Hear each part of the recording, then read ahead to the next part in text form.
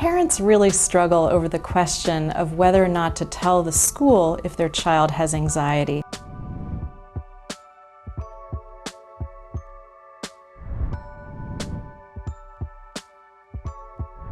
There aren't any hard and fast rules, but what you want to think about is, what is your child's experience in school?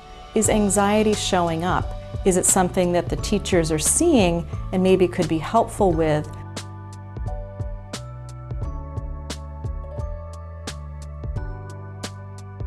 Or if they're seeing it and they don't know why is your child not, answering questions when the teacher asks, or asking questions over and over again? They may seem uncooperative, so letting the school know what's going on behind the scenes can be really helpful in changing the experience for your child. So one thing is really partnering with the school, going in and letting them know what you're seeing at home, what kinds of things your child is concerned about. Oftentimes, schools are really surprised to hear that a child is anxious, because a lot of times anxious kids really try to present well.